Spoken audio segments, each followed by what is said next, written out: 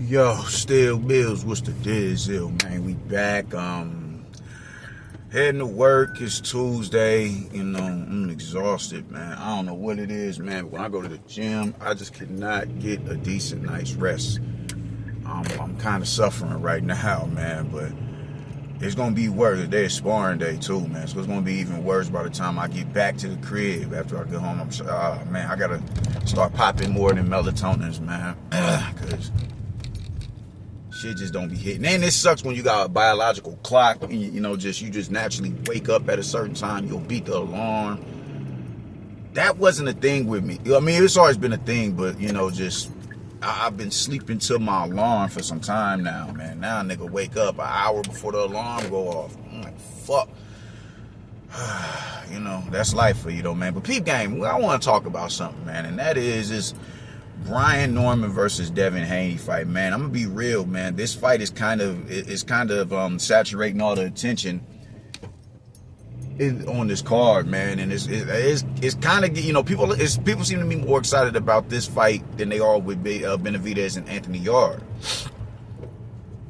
It's two black Americans fighting. One's a current champion, one's a former champion, both undefeated.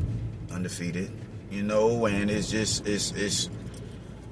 their camps are talking greasy to one another. They both got, dads in their corners, and the daddies is barking on each other and going on podcasts and talking they shit. And it's adding interest and intrigue to the fight, man. So this fight has honestly become more. People might fuck around and make sure that people might show up at the in Saudi for this event. This, even though it's the chief support, but people may be like, yo, I gotta be there for this fight right here because this shit got to be lit. But one thing that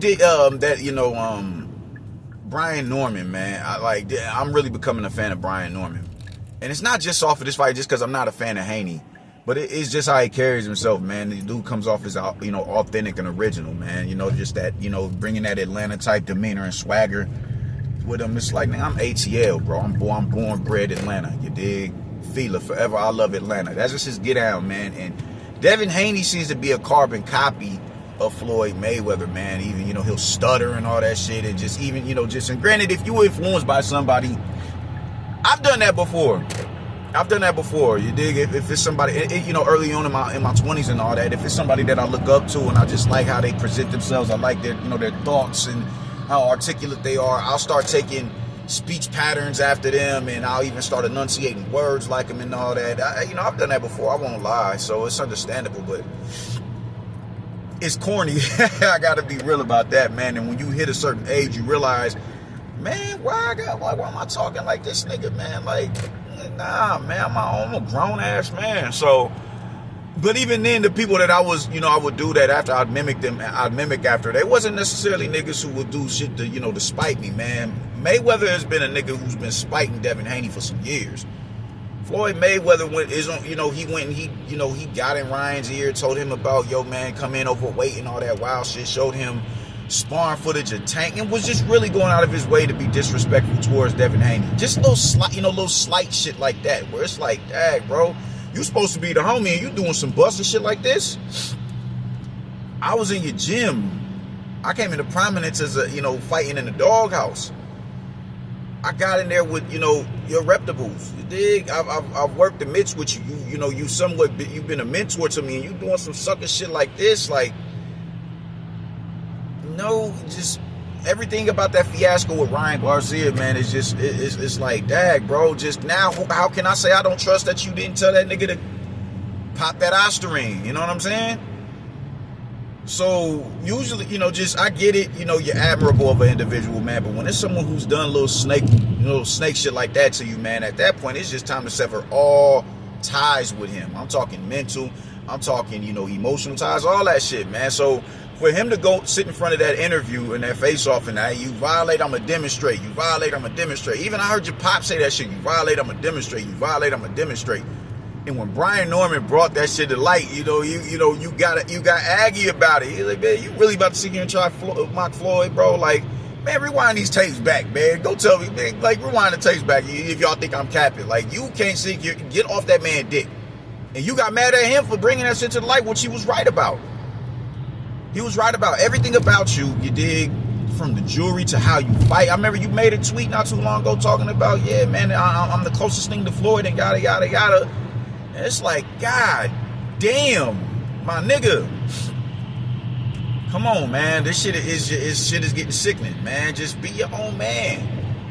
Be your own man, bro. This shit is corny. This shit is corny. You fight like the nigga. You talk like the nigga. You wear jewelry like the nigga. Like, man, Floyd is nobody to aspire to be like. Floyd is the most backward ass nigga there is, man. Don't talk that I want to help black fighter shit while you got the opportunity to help a black fighter beat a Latino fighter and you go to help the Latino fighter. Floyd ain't a man of the people. He never had. There's no integrity attached to that nigga, man. This is the same nigga who walked in a Gucci store when we said we boycotting Gucci. This is the same nigga who we said when Black Lives Matter, even though I'm not a proponent of that, but when the war chant was Black Lives Matter, his was all lives matter. This ain't no man of the people. And you trying to aspire to be like him as a devout and disciplined Muslim? Your ideology and discipline within that religion alone should cause you, man, nah, he's haram. He's not for us. He's not like us, even though he's one of us. So Brian Norman did a balling ass thing. Like that was good shit for him to bring that shit to light. My nigga, you trying to be a carbon copy of a dude who don't give a fuck about you. And I'm fucking with Brian Norman for that, man. I'm fucking with him that much more because I like his fighting style. I think the dude I think he's a dope fighter, man. But I just dig Brian Norman. So as far as the fight is concerned, man, y'all know I don't do no punch. I ain't no punchline nigga. I don't do the all shit. I'm finna hit you with the Kamehameha, but it's gonna take 2 or 3 episodes for me to charge the shit up properly so I can disintegrate. Nah, I ain't that nigga, man. Fuck the build up and anticipation shit, man. I'ma just hit you with it. I got Brian Norman winning this fight. And I'ma tell you how, man. Like, Devin is a good fighter. He's a good fighter. But I was just on my man Goon's podcast about a week or two ago. And we was having a conversation about how this fight is going to play out, how we think it's going to play out. And the first thing I see everybody go to when they talk about Devin Haney is IQ and defense and all that shit. And I remember my man, Brim, shout out to the unbiased Brim. I fuck with you. I hope we see you on the panel tonight at New Go Live. But he said on Artman's platform, he went and he debated him and the Haneyacks on this platform and told him Devin Haney is a really good fighter. He's not a great fighter though. And they got, they clutched at they pearls with that. And what they want to talk about defense and IQ. And my thing is this, right? So when you talk about defense, there's no way. First off, you don't have an impenetrable defense. Everybody gets hit in the sport of boxing, but you have been hurt. You've been hurt a multitude of times. Motherfuckers have found your chin with relative ease on a multitude of occasions. And I'm not just talking about with Lomachenko. I'm talking about with Jorge Linares and Jojo Diaz. They found that chin. They found that button right on the chin to make you do the stanky leg. So you have good defense. Yeah, you have really good defense. But is it like great? Is it immaculate defense on the scale of like a Pernell Whitaker or a Shakur Stevenson? Fuck no. A Bivol? Fuck no. And then they talk about the fighting IQ. I'm like, there's no way you can tell. You can't speak to this dude's IQ when he has the propensity to plant his feet and put himself in vulnerable positions where he doesn't belong in. Why are you planting your feet looking to enter into exchanges with dudes who are proven punchers? Significantly bigger punchers than you are. That's IQ. That's not IQ. That's not. Now I appreciate it because it's like, yo, this is the type of fights that we want to see. So I appreciate it definitely. But if you're trying to win the fight, at some point you got to learn how to mix it up. You're vulnerable at that range. You're vulnerable. And personally, like just everybody. I've said it before. Everybody thinks that because you ice skate around the ring and you use a Philly shell that you're this immaculate level fighter. You're this multifaceted fighter, as if you can't be one dimensional because you're moving around the ring. Devin Haney is one dimensional. And how is he one dimensional? Because he can't plant his feet. If you can't do, if you can't do both, hey, you dig? Mike Tyson was one-dimensional. I'm not mad. Virgil Ortiz is one-dimensional. I'm not mad at fighters who are one-dimensionals, but you can be multifaceted in that one dimension. Devin Haney is one-dimensional fighter, dog. He's multifaceted in that one dimension. But the minute somebody gets him to plant his feet, it's a wrap.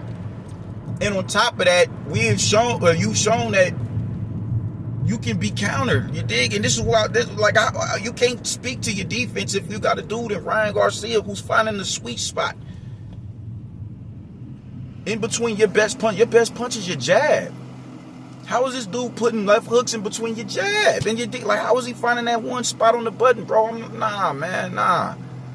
Not now. Does he do things better than Ryan? Yeah, he has better feet. He can control distance better than Brian Norman, but Brian Norman is a dude who ain't looking to ice skate all over the ring. Brian Norman is trying to get in close, get right in the phone booth, forehead to forehead, and do damage to a nigga. That's what he's trying to do. Oh shit! I passed my cemeteries. I passed my grave sites. But is there an out where Devin Haney can win this fight? Yeah, it is. But it's just hard to see that shit when the last two fights that you've had, you looked the way that you look. There's no reason. I had you beating Ryan Garcia. I'm like, Ryan can't fuck with no Devin, and then you go in there and get violated by the dude. Violated. And another testament is when you talk about IQ, Devin Haney was dominating Ryan from rounds 2 to like 7. He lost the first round and won every round in between and until he got knocked down with relative ease. So you can miss me with the IQ shit, man. Does he have IQ? Absolutely he does. He's a really good counterpuncher. He's a really good counterpuncher. But just stop amping him, man. Brian Norman isn't the fastest on his feet neither. And when you look at how he fought with Quicks, he couldn't get into a rhythm with Quicks. He kept, stepping in too deep into the pocket, smothering his work. It was a real sloppy, nasty fight, man. It was muddy. It was like, nah, this shit it's not, nah, man. And it was like, yo, this shit is filthy. This shit is filthy. Now, Quicks is a little bit taller than both Devin and Ryan, but when you're dealing with somebody who has length and they work behind those straight shots, this could potentially be a fight like that. Brian Norman doesn't get his head off to the side like that. Brian Norman doesn't move his head like Devin Haney does. He doesn't. That's just being G about it. That's just being real about the situation, man. Like, ain't no sugarcoating shit over here, man. It is what it is. Let's discuss these deficiencies so we can get to fixing them. So, I'm just, with all that being said, I think the biggest takeaway from this is the fact that we watched Ryan Garcia find holes in your defense. And this isn't a dude with a nuanced approach. This isn't a dude with a sophisticated way to set up the left hook. This is a dude who just throws the left hook. He has good timing with it. But it's no different methods on how you set it up, like counterpunching. He's not throwing the hook off the jab. You dig? He's not feinting the jab and throwing the hook. He's not countering with the hook. He's not doing none of that. Brian Norman does that. And this is a dude, once again, who, he's bigger. Y'all, your eye level. You don't have the physical advantages to, to Devo him around the ring, and that's another name. That Devo shit got to go. He's not no Devo. But you don't have the advantages to Devo this nigga around the ring and push him, just get him off you with your forearm, pushing back to the rope so you can do damage and all that shit and pin him to the rope. Nah, you don't have that physical advantage here. You don't have that advantage. You don't have that advantage, bro. And I'm just looking at a dude who allowed Ryan Garcia to consistently place the left hook on your chin strap. Just the left hook, nothing off of the left hook. Just a plain Jane left hook. No pizzazz to it, no bells and whistles. And I'm looking at a dude like Brian Norman, who has the ability to slip a shot and bring the left hook over. I'm looking at a dude with a power jab. I'm looking at a dude who's like, and he's comfortable in this division. Now, I personally would like Brian Norman to go fight somebody like a Rashidi Ellis so we can really get a better gauge of your feet with someone who can control distance before you deal with someone like a Devin Haney. I think that would have been a really good, real good preparation for a fighter like a Devin Haney, because we know what Devin Haney is going to do. And then on top of that, I'm also remembering your fight with Jose Ramirez, and I'm like, you was reluctant to put a shot down the middle of a dude who was begging to be countered and hit.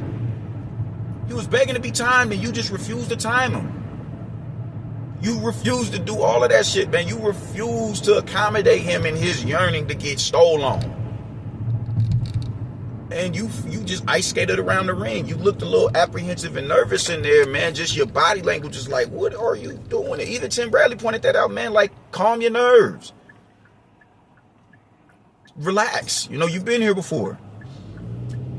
And you that reluctant to let go of a shot on a dude who is practically begging you to hit him. And I'm expecting that mental to all of a sudden be eradicated when you get into a ring with a younger, fresher fighter who's far more ferocious and is a proven puncher in the division. He literally just sent Jin Sasaki, 6 weeks of memories erased, gone. We supposed to believe that you just gonna go in there and not have that same type of reaction in front of a fucking in front of Brian Norman? No, I don't believe it at all. I don't believe it at all. I do not believe it. Sorry, not sorry. Hold up.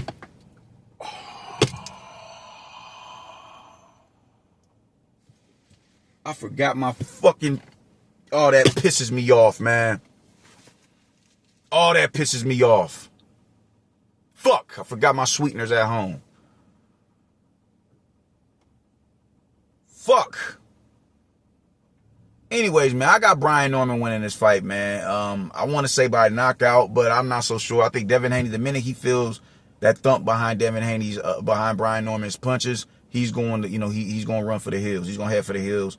And if Brian Norman don't get in there and step on this nigga, I think he's just, it's going to be a repeat of what we saw with Jose Ramirez, where he's just looking to survive. And yeah, I there's an out for Devin Haney to win this fight by using his feet, but it will behoove you because now we back to the Tom and Jerry shit that Turkey Al-Sheikh was complaining about. You're not going to plant your feet with no Brian Norman. You could do everything I'm saying that you're not going to do and prove me wrong. You go here and knock out Brian Norman Jr. I'm not Nostradamus, you know what I'm saying? But I just don't see it happening. I don't see it happening. I feel like the only way you get out of this fight is if you use your feet in the manner that you did against Jose Ramirez. And that's going to behoove you. And that's going to fuck around and put you on his shit list. I'm not so sure. I don't see it, Brody. I don't see it. I'm going with Brian Norman. And even in the case you do decide to actually get active, I just think there's holes in your game that can be exploited by someone like a Brian Norman Jr. And I think he will exploit them. So that's how I'm feeling about it, man. Let's go Brian Norman. Please make me a believer because we need to get Devin Haney the fuck up out of here, yo. Deuces.